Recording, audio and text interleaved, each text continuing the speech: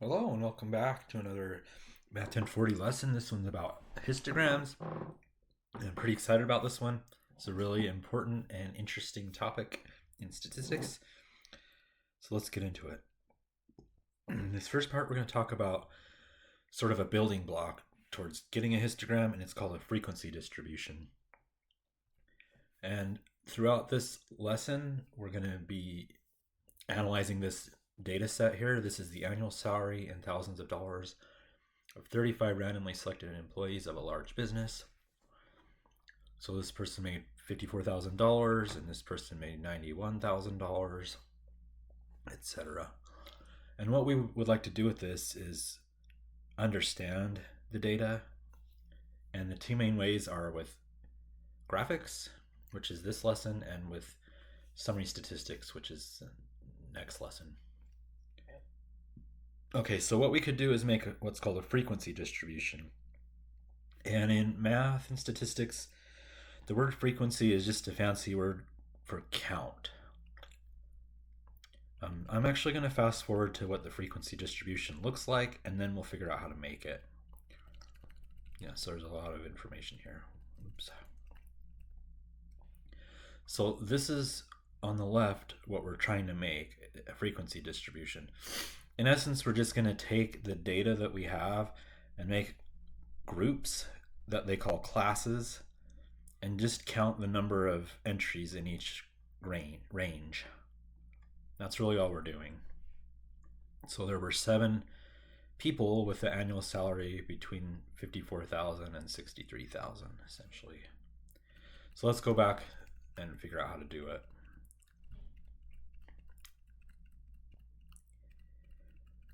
All right, step 1, we find what's called the range, and the range is just the maximum minus the minimum.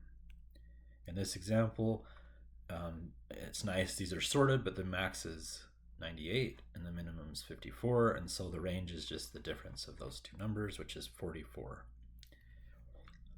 Then we're going to take the range and use it to calculate what's called the class width. And how we do that is we take the sample size. That's the first time I think in our class we're seeing that word. N, little n in statistics always represents the sample size.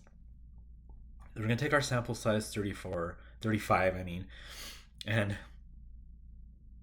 use what's called the power of 2 rule. And we're going to take 2 raised to different powers until we find a number that's below the 35 that we have and one that's right above it. So our sample of 35 fits right in between 32 and 64.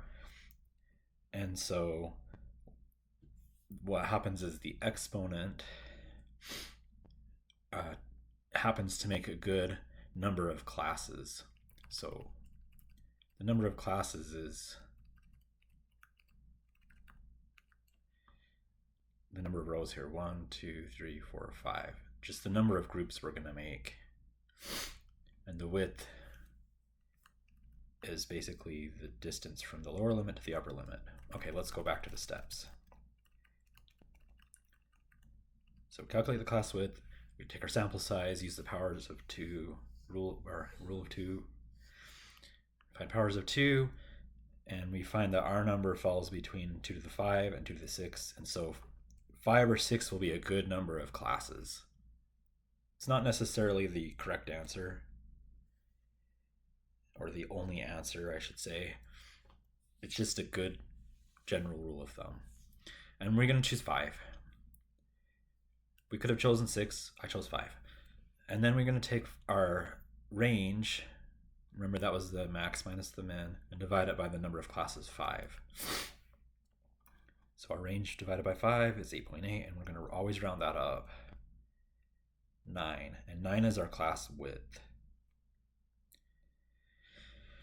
Now we're going to start at the lowest value and basically add the 9 over and over. So the 54, our minimum value is going to be our very first lower limit.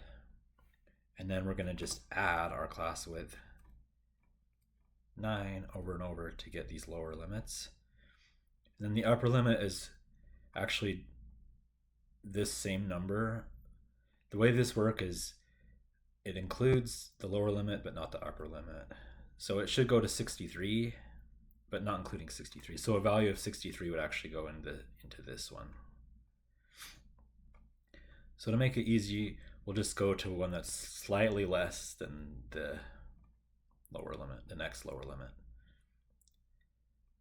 So let's back up again. We just added the class width over and over to get the lower limits, and then the upper limits is just the next lower limit right below it. Okay, once you have this, you're just going to count. Okay, how many numbers in our data are between 54 and 63? 1, 2, 3, 4, 5, 6, 7. And that one's bigger. So we have 7 of these numbers. These 7 numbers are in this range, and that's our frequency. And then we'll count the numbers between 63 and 72. There's 1, 2, 3, 4, 5, 6, 7, 8, 9, 10, 11. And we would keep going to get all of these. So the frequency is just the count, or the number of pieces of data that we have that are in that range.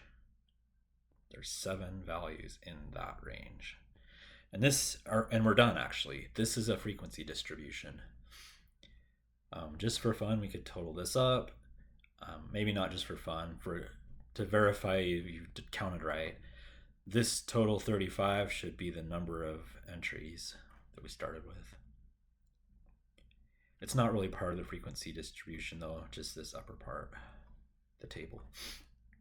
And that's it. There's another kind called a relative frequency distribution, and a relative frequency is just a proportion or a fraction. So we were just going to take each frequency and divide it by the total. So 7 out of the 35 people salaries was in this range. So 7 out of 35 is just a fraction or division. And then we'll do 11 divided by 35, and 5 divided by 35, and 6 divided by 35, and 6 divided by 35. So these relative frequencies, these decimal numbers are the relative frequency, and they're what we call proportions. And if you multiply them by 100, it's a percent. So basically 20% of these values are between 54 and 63. And 31% of the values are between 63 and 72. And that would be it for our relative frequency. This table has both, and technically a frequency distribution and a relative frequency distribution is just one or the other. This is kind of a summary of these ideas. A frequency distribution looks like this table, where we have defined some class sizes and just counted up the number of entries in each class. And a relative frequency distribution is similar. We have the class sizes, and we just have a proportion of entries that are in each group. That's it for now. See you in the next video.